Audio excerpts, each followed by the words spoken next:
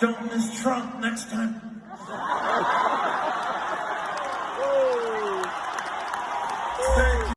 Jack Black just found out that the world's not social media and got a little bit of a taste of the real world outside of his political Hollywood bubble. He just canceled all of his tours, maybe broke up Tenacious D. And there are even some conservative, right-leaning, anti-commie people going, we shouldn't be engaging in cancel culture. This isn't cancel culture. This isn't cancel culture, right? Again, cancel culture is when you fire somebody or silence somebody for stepping up against the regime. And it's an unequal application, by the way. Lefties are constantly making all of these, they say Donald Trump's worse than Hitler, right? No, none of these people get fired. Gina Carano says, you know what, I don't want to take an experimental injection. I don't want to be labeled with a badge saying I'm a filthy pureblood over here. They go, okay, you just made some sort of connection to Hitler, you're fired, right? See, she was fired because she is a threat to the political establishment. That's cancel culture. That's cancel culture. When you complain about experimental injections or cleanest elections of all time or the number of bathrooms, that's cancel culture. That shit's not fucking handed out equally on both sides. This dude was celebrating political violence after a dude who represents 80 plus million people was almost blown apart, lost his ear, got shot in the ear. And then Trump supporter was murdered. 2 other Trump supporters were shot.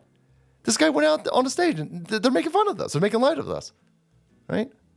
These aren't the same thing. These aren't equivalent. This dude was promoting political violence. You can hold people accountable for promoting political violence. It's fine, right? This isn't us taking the low road. And by the way, because a lot of people are saying that, oh, look, he knows he messed up. He doesn't know that he messed up. This is Jack Black today. I was blindsided by what was said on the show Sunday. I would never condone hate speech or encourage any political violence in any form, but you did.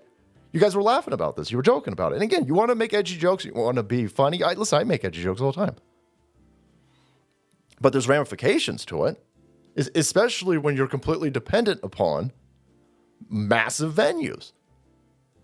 After much reflection, I no longer feel it's appropriate to continue Tenacious D tour, and all future creative plans are on hold. I am grateful to the fans and support for their understanding. Listen, you don't go from joking and laughing and promoting political violence and the assassination of Donald Trump and the murder of Donald Trump supporters. You don't go from that and then 12 hours later go, oh, you know what? I messed up. No, these people, they're knee deep in this, right? They're never going to turn around. They got rampant Trump derangement syndrome. He didn't learn his lesson. What happened was he got fired. Again, not over something stupid, over political threats of violence. He was encouraging violence and assassination.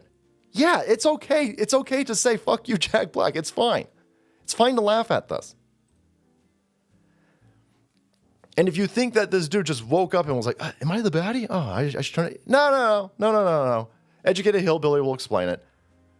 After Jack Black and his band Tenacious D celebrated the near assassination of Trump on Saturday, they got about 10,000 calls and texts from all concert venues they booked, canceling their reservations. Yes. These lefties can't square this for some reason. They think Blondel an idiot and Blondel has no support, right? Donald Trump's a rapist, and Donald Trump owes New York $1 billion, and we got to take Donald Trump off the ballot, and Donald Trump, lols, he's being assassinated, lols, right? Meanwhile, Donald Trump's beating the dude with 81 million votes.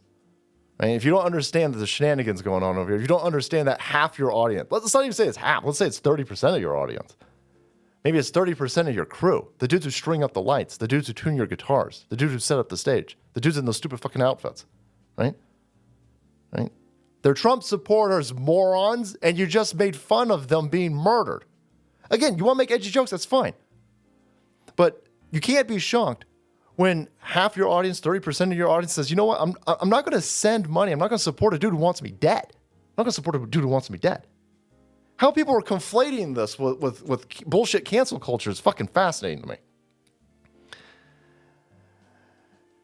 So now you have gone out there on stage and you have incited and celebrated political violence. And now these venues like, hold on a second. We're going to bring tens and tens and tens of thousands of people to our venue, and you've just incited political violence. Boy, this might be dangerous for us. For us.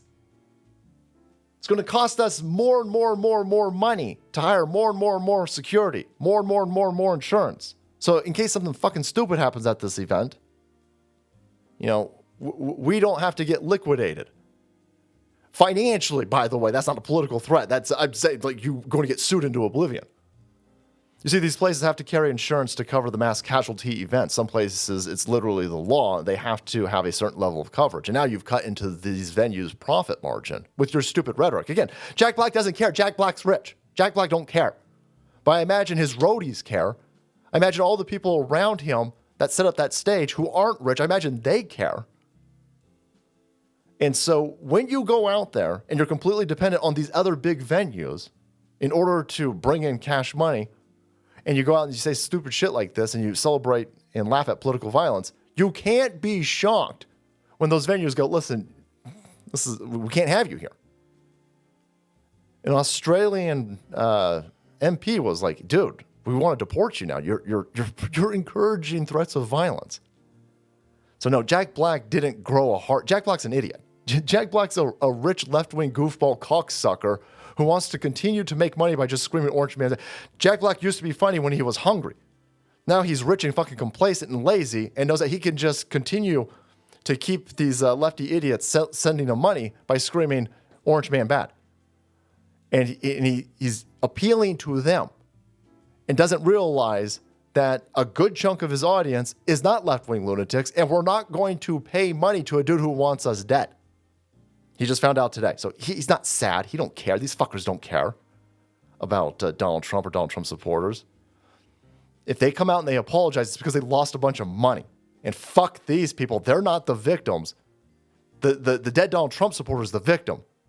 The roadies over here who ain't got a job anymore, they're the actual victims. Fuck you, Jack Black.